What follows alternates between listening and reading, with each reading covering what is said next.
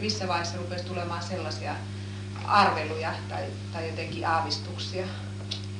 39 syksyllä, silloin marraskuun puolella se jo alkoi sitten hiljalleen niin kuin tilanne kiristymään.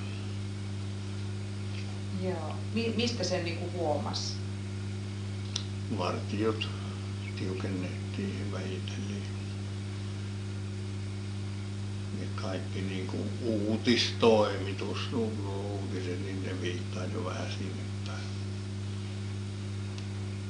Tietenkin taka-alalla oli toive, että se ei tulisi, mutta että se yllätti vähän niin kuin loppuun. Ketäs teillä siellä sairaalassa oli silloin? Ketä siellä asui silloin justiin sodan taikka niihin aikoihin, kun sota syttyi? Siellä asuu meidän siis isä ja äiti ja meidän perheestä kaikki muut paitsi Renu oli silloin jo, se oli jo vakinaisessa väessä. Joo. Tai siellä ylimääräisissä harjoituksissa. Se oli 2 vuotta yhtä 17 kuukautta. Joo. Kerran män alokkaasi yhtä kyytiä. Joo. Se olit silloin 20-vuotias? Niitä maita. Niin. No minkä ikäinen se Renu sit silloin oli jo? 17 syntynyt, Niin, se on vähän 3 vuotta vanha. Joo, just.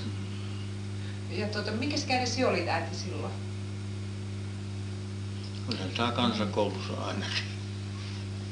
14 vuotta. Niin, että sinä olit aika tuommoinen niin kuin Anni-ikäinen. Suurin piirtein. Anni tai Juhana-ikäinen. Niin, Niillä Juhana-ikäinen. main. Niin. Joo, just.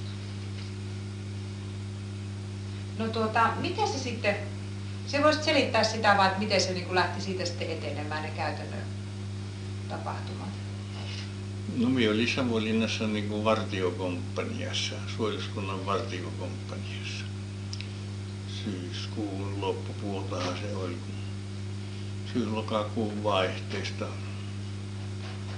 Ja sitten jos en muista nyt oikein pahasti väärin, niin sitten oltiin ihan sinne asti, kun sota syttyi. Marras-joulukuun vaihteessa.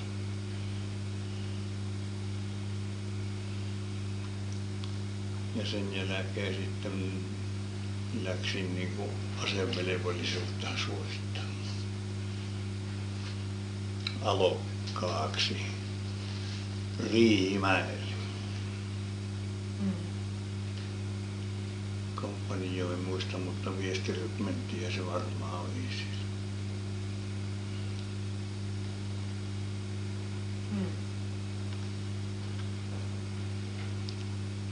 Täällä lähti Pesingiltä silloin monta poikaa samaan kyytiin ja loput lähti sitten se sama ikäluokka niin sitten kevät talvella. 40.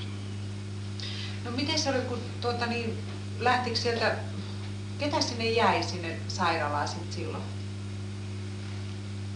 No isä jäi ja äiti ja Risto ja Niin. Sirkka ja Hella. No minkäs ikäinen ukki oli sitten silloin?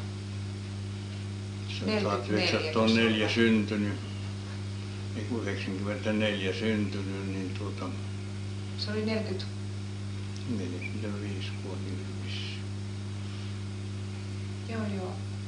Ai niin sitten ne sen ikäiset ei lähtenyt sitten silloin? Ei vielä siinä vaiheessa, mutta Niin. sitten talvella. Jaa, just joo. Talvella joutui. Syksyllähän ne lähti sitten. Se joutui silloin 40 talvella. Jaa. Se kerkisi Luumäelle asti ja sitten tuli Vältälään. Jaa. No ketäs Alatalosta lähti sitten silloin? Pojathan ne lähti silloin. Niin Hesso ja Lassi joutui Ja Lassi. Peskaan jäi sitten lähti. Peska lähti samaan aikaan, kun minä samalla junalla mentiin. Jaa. Just joo. Mikäs ikäinen se oli oli se Otto elossa silloin vielä? Oli. Minkä ikäinen se oli silloin sitten? Mitäs se Sehän oli? oli Ainakin 60-vuotiailla se jo ainakin. Sehän oli puolestaan yli 80.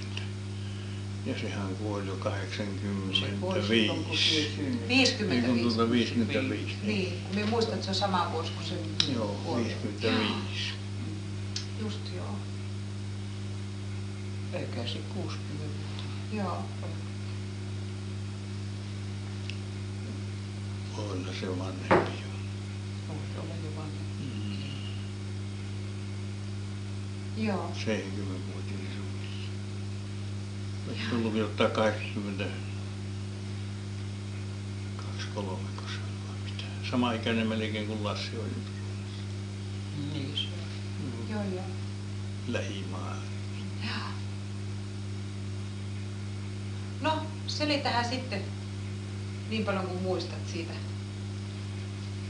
Niin mentiin Riihimäelle. Riihimäelle, niin. Ja me tämän Savonlinnasta vissiin yksi vaunulastillinen ainakin.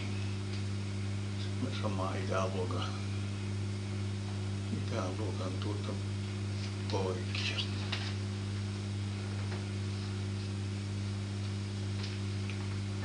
Yhdeksäntoista 20 vissiin niin kuin syntyneet. Ja Riihimäellä sitten oli alukaskoulutus.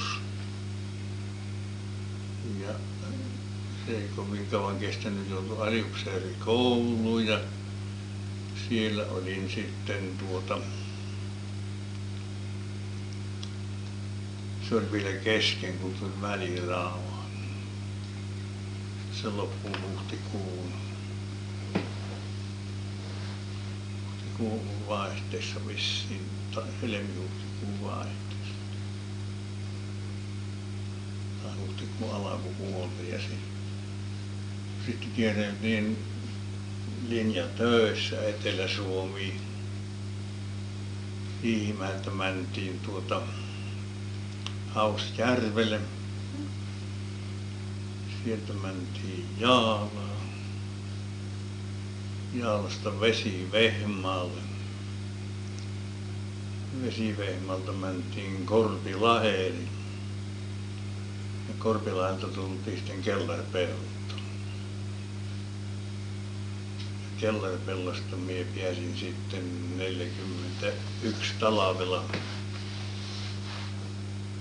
kun se maalis-huhtikuun vaihteen aikojen siviiliväeksi aikaa. Ja kerkisin olla siviilissä sitten ennen kuin jatkosota alkoi. Äitivainaa kuoli siinä vaiheessa. Ai niin, milloin se kuolikaan? 41. Niin, 41, joo. Kerittiin haavata ja sitten jatkosota.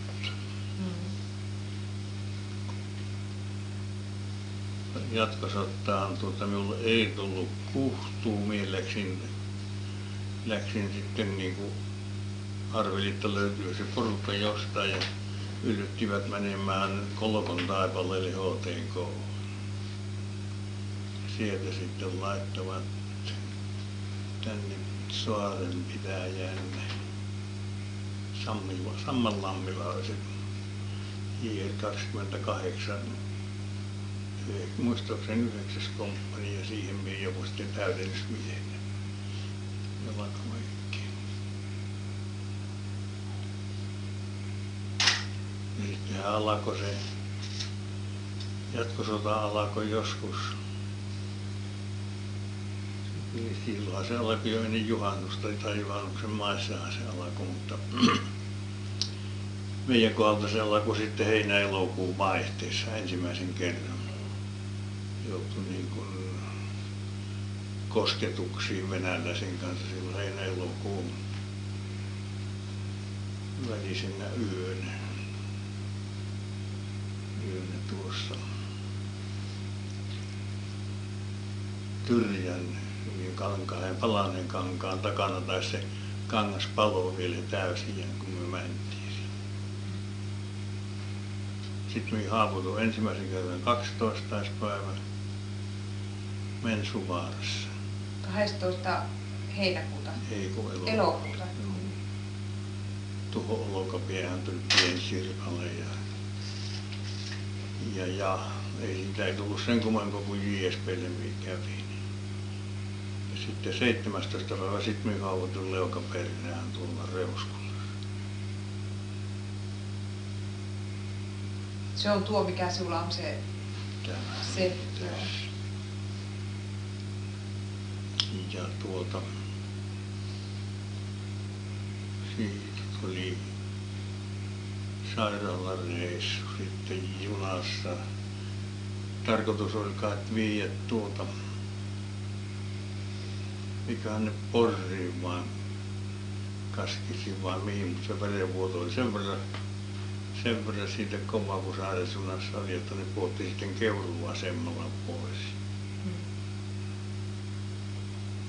Ja sen minä muistan, kun me läksi siitä. Itse me kyllä käveli siihen Paariloille, mutta Paariloille kun me läksi sinne sairaalaan menemään, niin sen minä vaan muistin, kun polvet loksahti siltaan. Tuli pimmiä vähäksi aikaa. Sitten me heräsin sitten, me olin jo lakanojen välissä siellä. Oli se syöminen jonkun aikaa vähän semmoista niin kuin opettelemista, kun se oli kurkun pää vähän rikki, se oli pyössä mennessään sitä. Sitten kuitenkin siitä se rupesi selviämään, ei se leuka auennut kyllä, kun sen sokeripalan perään synnytystä aukesi. Sitten se talvi, niin minä pääsin sairaslomaan ja sen talvikaudeksi pumppasivat sitten Hennalan Motti. Sieltä oltiin sitten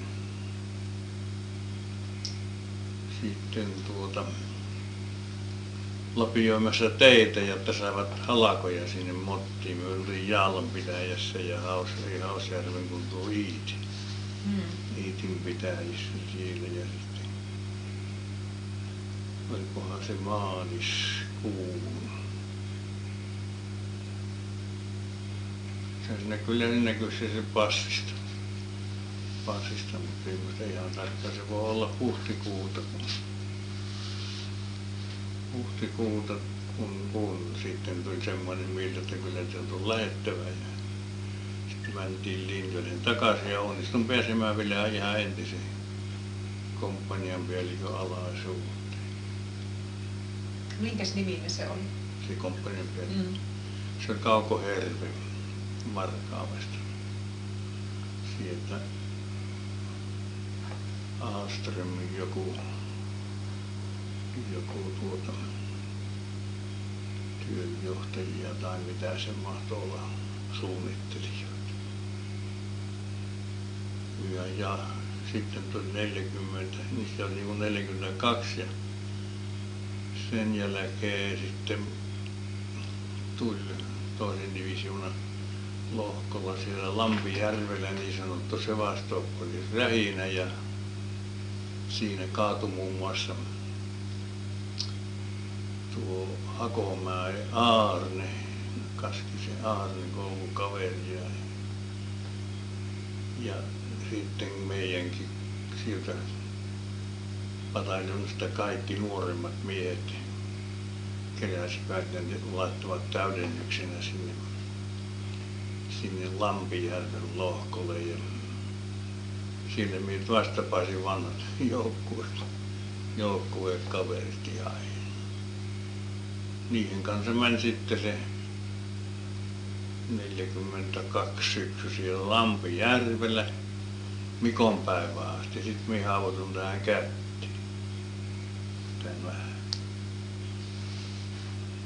Tämä ja